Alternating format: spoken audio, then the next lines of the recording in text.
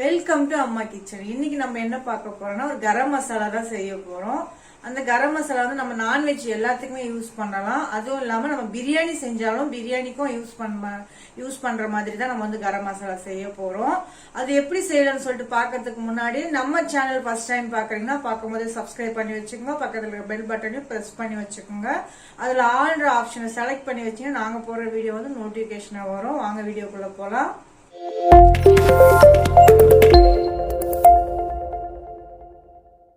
இப்போ கரம் மசாலா தேவையான பொருட்களை நம்ம வந்து வறுத்து எடுக்க ஆரம்பிச்சிடலாம். நான் வந்து கடாய் வச்சுட்டேன். கடாய் சூடாயிட்டு இருக்கு.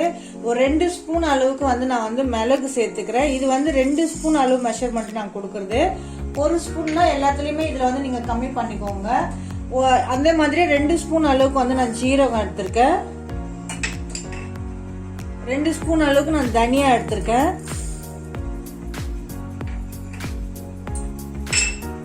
ஒரு 3 ஸ்பூன் அளவுக்கு நான் வந்து சோம்பு எடுத்திருக்கேன். சோம்பு மட்டும் ஒரு 3 ஸ்பூன் எடுத்துக்கிட்டேன்.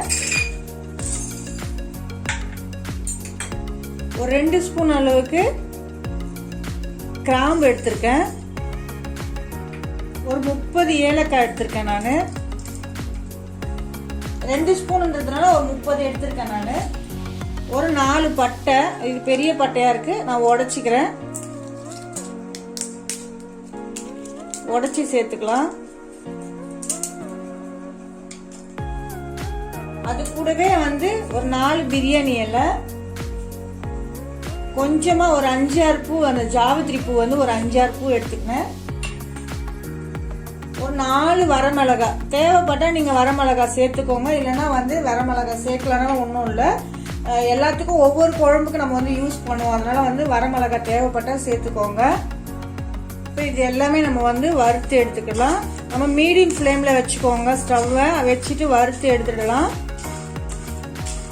இது நல்லாவே வறுபட்டுருச்சு பாருங்க. நான் ஸ்டவ்வை ஆஃப் பண்ணிட்டேன். ஆஃப் பண்ணிட்டு இது நல்லா ஆற வச்சு நம்ம வந்து மிக்சி ஜார்ல சேர்த்து நம்ம வந்து பவுடர் பண்ணிக்கலாம். நல்லாவே ஆறிடுச்சு. நான் ஒரு மிக்சி ஜார் வச்சிருக்கேன். அந்த மிக்சி ஜார்ல வந்து நம்ம எல்லாமே போட்டு அரைச்சி பவுடர் பண்ணிக்கலாம். நல்லா ஆற வச்சுட்டு நம்ம வந்து இது அரைக்கும் போது தான் பவுடர் பண்ணுறதுக்கு நல்லா இருக்கும். சூடாக அரைக்காதீங்க, ஆற வச்சு அரைச்சிக்கோங்க. எல்லாமே நான் மிக்சி ஜாரில் சேர்த்துட்டேன். இப்போ நம்ம வந்து இதை மூடி வச்சு நம்ம வந்து பவுடர் பண்ணி எடுத்துக்கலாம். பாருங்க எந்த அளவுக்கு நம்ம வந்து அரைச்சாச்சு. நல்லா பவுடராக ஆயிடுச்சு. தேவைப்பட்டா நீங்கள் சலிச்சுக்கோங்க, இல்லைன்னா நீங்கள் அப்படியே கூட யூஸ் பண்ணலாம். நான் வந்து சலிக்கலை, அப்படியே தான் யூஸ் பண்ண போகிறேன். என்ன ஒரு மனம் தெரியுங்களா? கண்டிப்பாக நம்ம வீட்டில் எது ரெடி பண்ணாலும் நம்ம கண் எதிர ரெடி பண்ணி இந்த மாதிரி சமைக்கும் போது ரொம்ப நமக்கு வந்து மனசுக்கும் சந்தோஷமா இருக்கும். இது எவ்வளோ நம்ம நீட்டாகவும் நம்மளால பண்ண முடியும் பாருங்க. எப்படி இருக்கு பாருங்க, அவ்வளோ ஒரு மனம் வருதுங்க. கண்டிப்பாக நீங்கள் இந்த மாதிரி அரைச்சி பாருங்க, ரொம்ப பிடிச்சிருக்கும். கண்டிப்பாக நீங்கள் ட்ரை பண்ணி என்னோட கமெண்ட் பாக்ஸில் கமெண்ட் பண்ணுங்க. இப்போ நான் ஒரு பவுலில் நான் வந்து மாற்றிக்கிறேன்.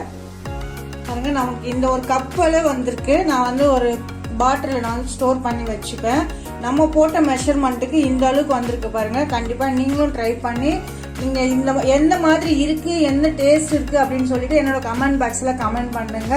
இந்த வீடியோ உங்களுக்கு பிடிச்சிருந்தா லைக் பண்ணுங்க, ஷேர் பண்ணுங்க, மறக்காமல் சப்ஸ்கிரைப் பண்ணுங்க ஃப்ரெண்ட்ஸ். தேங்க்யூ.